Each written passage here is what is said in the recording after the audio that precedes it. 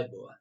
දරුවනේ අපි පසුගිය දවසේ කතා කළා ව්‍යාපාරයක ගිණුම් කරන අය හඳුනාගත්තා. ඒ වගේම අපි කතා කළා ගිණුම් කරන්නේ අවශ්‍යතාවය පිළිබඳව. අද අපි කතා කරන්නේ ඉතාමත්ම වැදගත් දෙයක්. ඒ තමයි ගිණුම් කරන්නේ මූලිකම අවස්ථාව. ඒ තමයි ව්‍යාපාරයක සිදුවන ගනුදෙනු අපි හඳුනා ගන්න යනවා. දරුවනේ එතකොට ඉතා වැදගත් වෙනවා මේ විෂයේදී ඔබ උපකල්පනය කරන්න ඕනේ ඔබ ව්‍යාපාරයක් බව. අපි හිතමු ඔබගේ ව්‍යාපාරය තමයි ඔබගේ ගමේ තියෙන ඔබට ගොඩාක් වෙලාවට දැනෙන සිල්ලර කඩේ. ඒ සිල්ලර ව්‍යාපාරයේ ඔබ විසින් දැන් උපකල්පනය කරන්න ඔබ තමයි ව්‍යාපාරේ මොකක්ද ඔබගේ ව්‍යාපාරේ ගමේ තියෙන සිල්ලර කඩේ. ඒ සිල්ලර කඩේ තියෙනවනේ පුතේ හාල් තියෙනවා, පොල් තියෙනවා, පිටි සීනි තියෙනවා, සීනි තියෙනවා, පරිප්පු තියෙනවා. පුතේ මේ සිල්ලර කඩේ තියෙන හාල්, පොල්, පිටි සීනි, පරිප්පු අපි ඒවට පොදුවේ කියනවා තොගේ.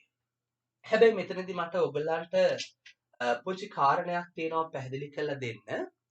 ඒ වගේම ඔයගොල්ලෝ දකිනවා සිල්ලර කඩේක තියෙනවා තරාදියක්.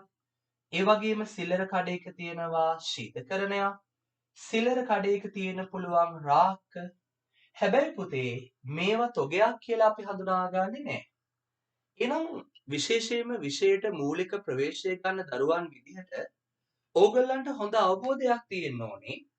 සිල්ලර කඩේකට හාල්, පොල්, පිටි, සීනි, පරිප්පු තොගේ ලෙස හඳුනා ගන්නකොට සිල්ලර කඩේක තියෙන රාක්ක, තරාදි, ශීතකරණය අපි තොගයක් ලෙස හඳුනා ගන්න නැත්තේ ඇයි කියන කාරණය. හොඳට බලන්න පුතේ සිල්ලර කඩේක තියෙන හාල්, පොල්, පිටි, සීනි, පරිප්පු අපි අරගෙන තියෙන්නේ නැවත විකිණීමේ අදහසකින්. නැවත විකිණීමේ චේතනාවෙන්.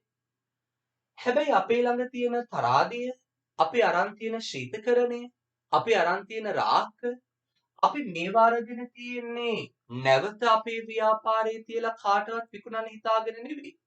එහෙනම් කුමක් සඳහාද අපි අරන් තියෙන්නේ අපේ ව්‍යාපාරයේ දීර්ඝකාලීන ප්‍රයෝජනය සඳහා.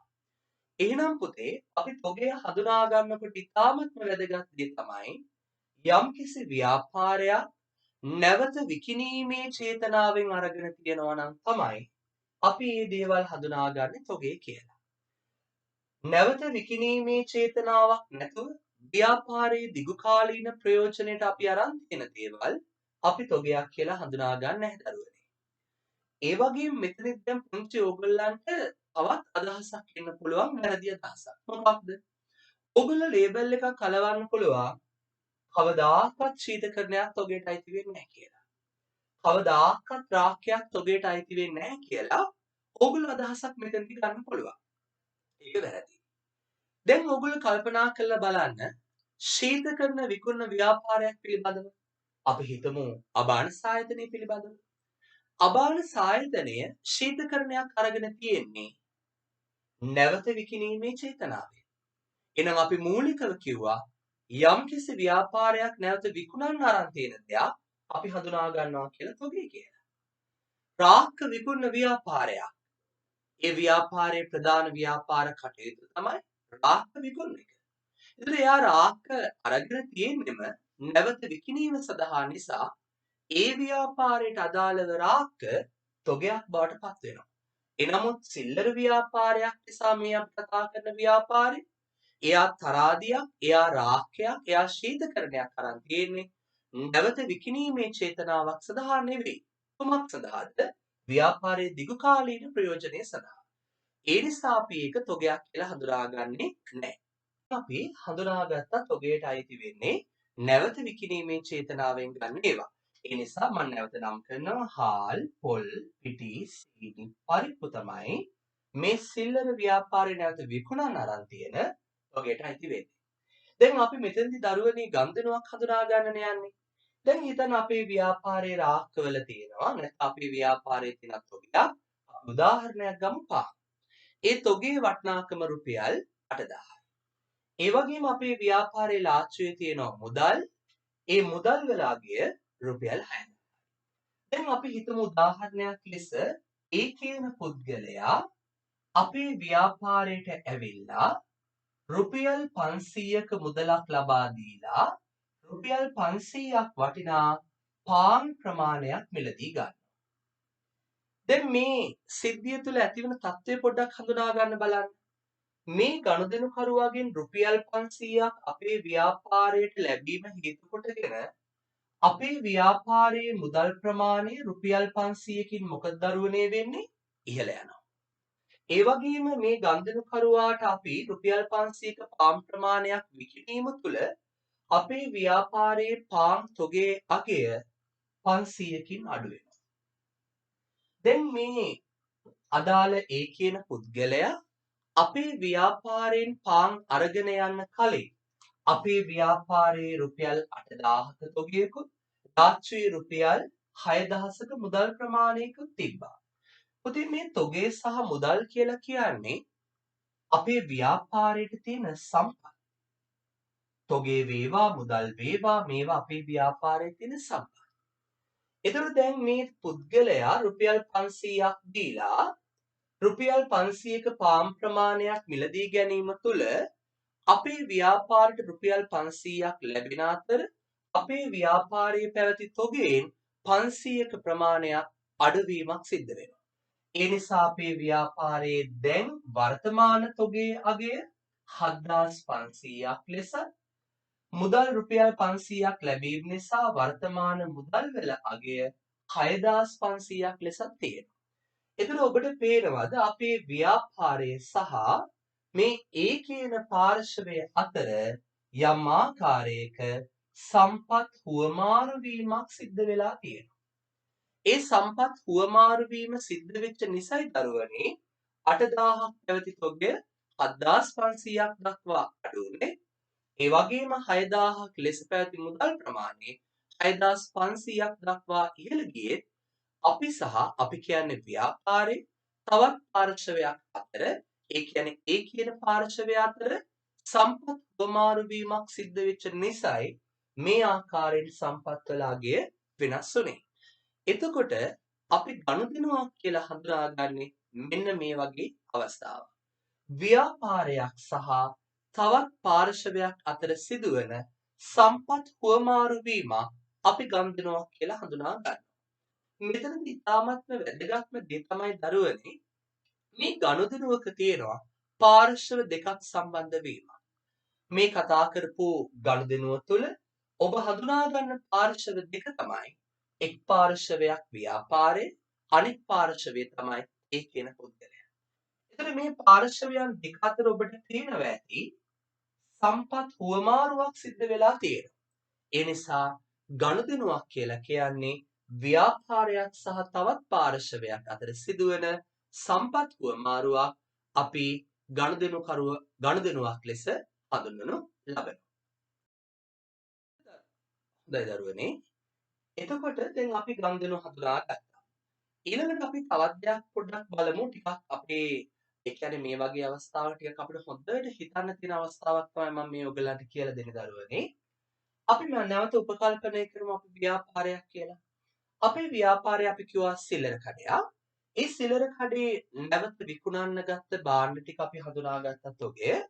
මේ අවස්ථාවේදී මම ගත්ත සහල් තොගය. දැන් අපේ ව්‍යාපාරයේ තියෙනවා සහල් තොගයක් රුපියල් 6000ක. අපි හිතමු ගම් වතුරක් ඇති වෙලා අපේ ව්‍යාපාරයේ තියෙන මේ සහල් තොගය 6000න් 2000ක තොගයක් විනාශයටපත් වෙනවා. ගම් වතුරක් ගලාගෙන ඇවිල්ලා අපේ ව්‍යාපාරයේ තියෙන සහල් තොගය රුපියල් 2000ක ප්‍රමාණයක් විනාශ වෙනවා. දැන් ඔයගලන්ට පේනවද මේ ගම් වතුර කියන ස්වභාවික සංසිද්ධිය නිසා අපේ ව්‍යාපාරයේ තිබ්බ තොගේ අගය නැවත අපි ගත්තොත් සම්පත් මේ සම්පත් වල අගය වෙනස් වීමක් සිද්ධ වෙලා තියෙනවා. මොකක්ද ඇති වෙලා තියෙන වෙනස? 6000ක් වෙලා තිබ්බ තොගය 2000ක තොගය හානියත් සමග ගම් වතුරෙන් නැති වෙච්ච තොග හානියත් සමග 4000ක අගයක් දක්වා අඩුවීමක් සිද්ධ වෙලා තියෙනවා. එතකොට අර ගනුදෙනුවක තියෙන ලක්ෂණයක් මේක ඔයගලන්ට දකින්නට පුළුවන්. මොකක්ද ඒ ලක්ෂණය? සම්පත් වල හුවමාරුවක් වෙලා. ඒ කියන්නේ සම්පත් වල අගේ වෙනස් වීමක් සිද්ධ වෙලා. නමුත් මේ ගනුදෙනුවක දැකිය හැකි පාර්ශව දෙක මේ අවස්ථාවේ ඔබට දක්නට ලැබෙන්නේ නැහැ. මොකද ගම් වතුර කියලා කියන්නේ තවත් පාර්ශවයක් නෙවෙයි. ඒක පාර්ශවීය සිදුවීමක්. අපේ පාලනයෙන් තොර අපිට මේවා පාලනය කරන්න පුළුවන් දේවල් නෙවෙයි. ඒකපාර්ශ්වී වශයෙන් ගම් වතුරක් ඇති වුණා. ඒ ගම් වතුර හේතුවෙන් අපේ ව්‍යාපාරයේ තොගය විනාශයටපත් වුණා. නමුත් මේ ඇතිවෙච්ච සිදුවීම හේතුවෙන් ගනුදෙනුවක සේම අපේ ව්‍යාපාරයේ සම්පත්වල අගය වෙනස් වීමකට ලක් වුණා. අපි මෙවැනි ඒකපාර්ශවීය ව්‍යාපාරයේ සම්පත්වල වෙනසක් ඇති කරන අවස්ථා හඳුනාගන්නේ දරුවනි සිද්ධීන් යනුවෙන්. සිද්ධීන් යනුවෙන්. නමුත් අපි ගිණුම්කරණයේදී සිද්ධීන්ද ගනුදෙනු ලෙස සලකනු ලබනවා. එතකොට ඔයගොල්ලෝ මතක තියාගන්න මේ සිද්ධීන් ඒකපාර්ශවීයයි. නමුත් මේ සිද්ධීන් හේතුවෙන් අර ගනුදෙනු වල වගේම අපේ ව්‍යාපාරයේ සම්පත්වල අගය වෙනස් වීමකට ලක් වෙන නිසා මේ සිද්ධීන්ද අපි සලකනවා දරුවනේ ගනුදෙනු විදිහට. ඒ වගේම දරුවනේ ඔයගොල්ලන්ගේ 10 වසර පෙළ පොතේ සඳහන් වෙන තව නිදසුනක් මම පැහැදිලි කරන්න හිතුවා. මොකද මූලික අවස්ථාව නිසා ඔබට නිදසුනේ ගොඩාක් වෙලාවට ගැටලුවක් දකින්නට පුළුවන්. ඔබගේ තාම දැනුම ලොකුවට නැති නිසා එහෙම ප්‍රශ්නයක් ඇති වෙන්න පුළුවන්. තවත් සිද්ධීන් සඳහා උදාහරණයක් ඔයාගේ අච්චුපොතේ දීලා තියෙනවා. අපි හිතමු රුපියල් 6000ක ණය ගැතියකු බොල් ණය වීම. බොල් ණය බවට පත්. එතකොට මෙතනදී ඔබට ආගන්තුක වචන දෙකක් තමයි මම පැහැදිලි කරන්න උත්සාහ කරන්නේ. ණය ගැතියා සහ බොල් ණය කියන වචන දෙක. මොකද මූලිකම අවස්ථා නිසා දරුවනේ ගිණුම් කරන වගේ විෂයකදී ඒ මූලිකව ලබා ගන්න මේ වචනවල අර්ථය ඉතාමත්ම වැදගත්. මොකද අපි ඉස්සෙල්ලාම බලමු ණය ගැති කියන්නේ කවුද කියන එක. දැන් ඔයගොල්ලෝ දන්නවා මේ විෂයේදී අපි උපකල්පනය කරනවා අපි ව්‍යාපාරයක් කියලා. උදාහරණයක් අපි හිතමු අපේ ව්‍යාපාරයේ සිල්ලර කඩයක් කියලා.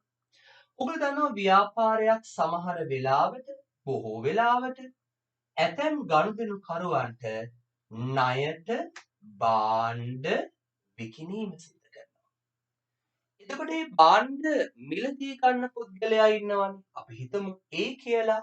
අපි අන්න ඒ පුද්ගලයාව තමයි දරුවනේ සලකන්නේ ණය ගැතියා කියලා. දැන් කල්පනා කරලා බලන්න මම ව්‍යාපාරය කියලා හිතන්න. මම ඔයාට ණයට භාණ්ඩ විකිණීම කරනවා රුපියල් 6000ක. එතකොට මං ණයට භාණ්ඩ වික්කා. ඒ භාණ්ඩ මිලදී ගත්ත ඔයා ගැත්තෙක් බවට පත් වෙනවා. ණයවල ගැති කෙනෙක් බවට පත් වෙනවා. එතකොට මේ ණය ගැතියාගෙන් ඒ කියන්නේ ඔබගෙන් අනාගතයේ දවසක මගේ ව්‍යාපාරයට මුදල් ලැබීම සිද්ධ වෙන්න ඕනේ. එතකොට හඳුනා ගන්න දරුවනේ හරියට අපි කවුද? ව්‍යාපාරය. ඒ අපේ ව්‍යාපාරයේ ණයට භාණ්ඩ වික්කහම ඒ භාණ්ඩ මිලදී ගන්න පාර්ශවය තමයි ණයවල ගැති කෙනා ණය ගැතියා බවට පත් වෙන්නේ. එතකොට දැන් හිතමු මම ඔබට රුපියල් 6000ක භාණ්ඩ වික්කා නම් අනාගත දවසක ඔබගෙන් මගේ ව්‍යාපාරයට රුපියල් 6000ක මුදලක් ලැබෙන්න තියෙනවා. ඒ නිසා මගේ ව්‍යාපාරයට ණය ගැතියා කියලා කියන්නේ වත්කමක්. අපි ඊළඟ කොටසේදී බලාපොරොත්තු වෙනවා ණය ගැතියා පිළිබඳව වත්කම් පිළිබඳව කතා කරන්න. දැන් අපි හිතමු යම්කිසි හේතුවක් නිසා මේ ණය ගැතියා මිය ගියා කියලා. යම්කිසි හදිසි අනතුරක් නිසා මේ ඒ කියන ණය ගැතියා මිය ගියා. ඒතර අපි දන්නවා මේ ණය ගැතියාගෙන් ලැබෙන්න තියෙන ණය මුදල ස්ථීර වශයෙන්ම අපිට ඒකේ සම්භාවිතාවයක් ආපහු නැහැ දරුවනේ. අපි ණයට භාණ්ඩ වික්කේ ඒ කියන පුද්ගලයාට ඒ කියන පුද්ගලයා හදිසි අනතුරකින් මිය යාම නිසා ඒ ණය ගැතියාගෙන් ලැබෙන්න තිබ්බ 6000ක මුදල ඉතාමත්ම වැදගත් ස්ථීර වශයෙන්ම අපි දන්නවා ලැබෙන්නේ නැහැ කියන එක. මෙන්න මේ ණය ගැතියාගෙන් ස්ථීර වශයෙන්ම අපේ ව්‍යාපාරයට ලැබෙන්නේ නැති මෙන්න මේ ණය මුදල අපි සලකනවා බොල් ණය කියලා. එහෙනම් මේ නිදසුනේ තියෙන වචන දෙකක් අපි වෙනම පැහැදිලි කරගත්තා. ණය ගැතියා යනු කවරහුද? ඒ ණයගැතියෙකු බොල් ණය බවට පත්වීම යන කුමක්ද? ණයගැතියා කිව්වේ ණයට භාණ්ඩ වික්කහම මේ භාණ්ඩ මිලදී ගන්න පාර්ශ්වය. බොල් ණයක් ලෙස හඳුනා ගන්න යම්කිසි ණය මුදලක් අපිට අනිවාර්යෙන් 100% ස්ථීර වශයෙන් අපි දැනගන්න ඕනේ ඒ ණය මුදල ණයගැතියාගෙන් නොලැබෙන බව. එහිදී දරුවනේ ණයගැතියාගෙන් මේ මුදල ස්ථීර වශයෙන් අපිට නොලැබුණා අපි ඔහුට භාණ්ඩ විකුණලා තිනවා රුපියල් 6000ක. එහෙනම් මේ 6000ක මුදල නොලැබී යාම තුළ මගේ ව්‍යාපාරයට ඇති වෙන්නේ පාඩුවක්. ඒ නිසා අපි මේ බොල් ණය කියන පාඩුව අපි සලකන්නේ ව්‍යාපාරයේ වියදමක් කියලා. එතකොට මේ බොල් ණය වීම තුළ මගේ ව්‍යාපාරයට පැවති ණයගැතියා කියන සම්පත දැන් මොකද වෙන්නේ? අඩු වෙනවා. හැබැයි මේ මිය යාම ඒකපාර්ශවීය මට බලපාන දෙයක්. එහෙනම් ඒකපාර්ශවීය වශයෙන් සිදු වුණා මාගේ ව්‍යාපාරයේ තිබ්බ ණයගැති වත්කම් ප්‍රමාණය අඩුවීම ඒ සම්පත්වල හටගන්නා වෙනස් වීම නිසා මේක සිද්ධීන් වුවද අපි සලකනවා ගනුදෙනුවක් කියලා. ඒ නිසා මම හිතන්නේ ඉතා වැදගත් දෙයක් තමයි මේ ණයගැතියා සහ මේ බොල් ණය කියන කාරණා දෙක හඳුන්වා ගැනීම. දරුවනේ අපි අද හඳුනාගත්තේ ව්‍යාපාරයක සිදුවන ගනුදෙනු. එහිදී අපි කිව්වා ව්‍යාපාරයක් සහ තවත් පාර්ශවයක් අතර සිදුවන සම්පත් හොමාරුවක්. එහිදී අපි දැක්ක පාර්ශව දෙකක් සම්බන්ධ වෙනවා. ඒ වගේම ඇතැම් එක පාර්ශවීය සිද්ධීන් හේතු වෙනුත් අපේ ව්‍යාපාරයේ සම්පත්වල අගේ වෙනස් වීමකට ලක් වෙනවා. නමුත් එම සිද්ධීන්ද අපි සලකනවා ගනුදෙනු විදිහට. අපි ඊළඟ කොටසේදී බලාපොරොත්තු වෙනවා දරුවනේ මොකද මේ කොටසේදීම විශාල වශයෙන් වත්කම් වගකීම් හිමිකම් ආදායම් වියදම් ගැන විස්තරයක් කරන්න හැකියාවක් නොමැති නිසා ඉතාමත් වැදගත් ඉදිරි සතියේ ඊළඟ දවසේ පාඩමෙන් අපි බලාපොරොත්තු වෙනවා ව්‍යාපාරික වත්කම් ඒ වගේම ව්‍යාපාරික වත්කම් වර්ග කිරීම වත්කමක තියෙන ලක්ෂණ සහ ඊට අදාළ සියලුම නිදසුන් සමග අපි ඉදිරියේදී ඔබව හමු වෙනවා. එතෙක් ඔබට ආයුබෝවන්.